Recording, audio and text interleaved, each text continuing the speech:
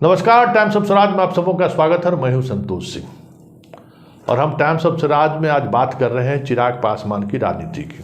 जी हां, बिहार फर्स्ट और बिहारी फर्स्ट का नारा देने वाले चिराग पासवान का एक बयान आया है, जो बयान कह सकते हैं कि बिहार की राजनीति में हलचल पैदा कर दिया।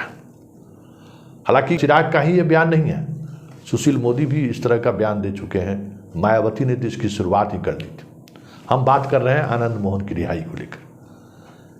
जरा सुनिए चिराग पासवान आनंद मोहन की रिहाई पर क्या कह रहे हैं। भाई, जिस तरीके से कानून में फेरबदल अपनी राजनीतिक स्वार्थों को साधने के लिए किया जाता है, ये गलत है। किसी को फंसाना हो तो कानून बना दिया जाए, किसी को बचाना हो तो कानून में फेरबदल कर दिया जाए। भाई, हत्या तो हुई है ना, हत्या तो हुई है, और उसके बाद कानून में फेरबदल करके किसी को इस तरीके से रिहा कर देना, सोचिए उस परिवार पे क्या बीतती होगी जिसने अपने को खोया। और ये कहीं ना कहीं जो मुख्यमंत्री नीतीश कुमार जी बांटने की राजनीति करते हैं, जातियों की राजनीति करते हैं, ये उसका एक और जीता जागता उदाहरण है। तो आपने सुना क्या चिराग क्या कह रहे हैं। अब जरा ये भी सुनिए कि 3 महीने पहले ही चिराग पासवान ने आनंद मोहन की रिहाई को लेकर क्या कहा था। आनंद मोहन जी कौन नहीं जानता भैया। आज अगर उनको प्रताड़ित किया जा रहा है तो सिर्फ और सिर्फ राजनीतिक षड्यंत्र के तहत उनको प्रताड़ित किया जा रहा है। भाई, कानून का सम्मान हर कोई करता है, हम सब ने किया है कानून का सम्मान, पर अब जब कानून का सम्मान करने के बाद भी अगर किसी को सलाखों के पीछे रखा जा रहा है तो कारण क्या भैया। राजनीतिक द्वेष नहीं है, बदले की भावना नहीं है, तो और क्या कारण है। पूछिए मुख्यमंत्री नीतीश। आपने सुन लिया, सुशील मोदी राष्ट्रीय पार्टी के नेता हैं और उनको उस तरह की राजनीति से ज़्यादा वास्ता नहीं है जो क्षेत्रीय दल के नेताओं को रहता है। जिस जमुई से चिराग सांसद हैं, वहाँ इतने राजपूत वोटर की संख्या है कि चिराग पासवान को 2024 में जमींदोज कर सकता है।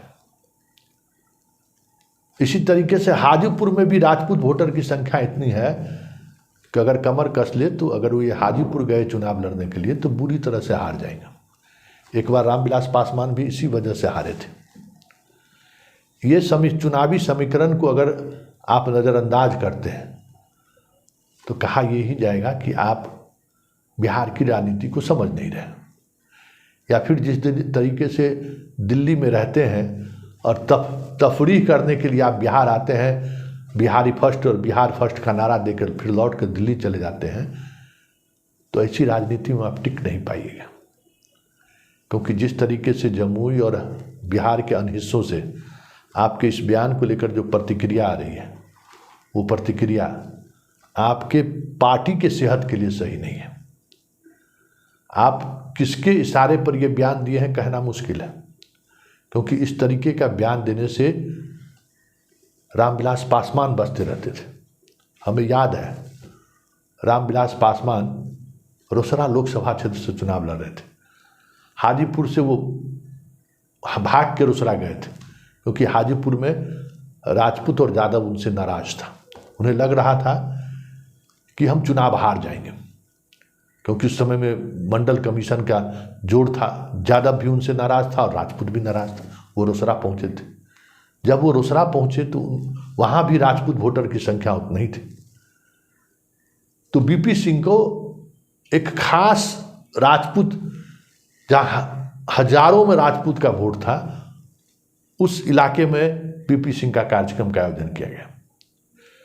ढेर सारी बातें हुई और अंत में बीपी सिंह सिर्फ इतना ही कहा कि सामाजिक न्याय की लड़ाई में रामविलास पासवान लक्ष्मण की तरह हमारे साथ खड़ा रहा है और हम आपसे बस इस लक्ष्मण को जिताने के लिए, भीख मांगने के लिए एक ठाकुर, एक राजा लेकर आया है।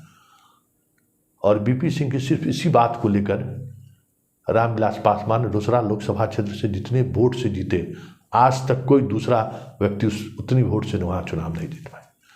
मतलब राजपूत एक ऐसा कास्ट है जो इमोशनल कास्ट है। दल की प्रतिबद्धता के बजाय ये व्यक्तिगत प्रतिबद्धता पर ज़्यादा भरोसा करता है, चाहे किसी भी पार्टी का नेता क्यों नहीं हो।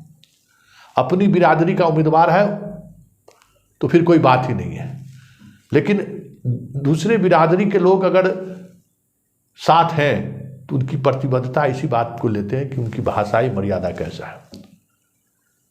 तो चिराग ने का ये चूक आने वाली राजनीति में क्या प्रभाव डालेगा कहना मुश्किल है, लेकिन इतना तय है चिराग का यह चूक उसे महंगा जरूर पड़ेगा, क्योंकि बिहार की सियासत में क्षेत्रीय दल राजपूत को नज़रअंदाज करके राजनीति नहीं कर सकता है।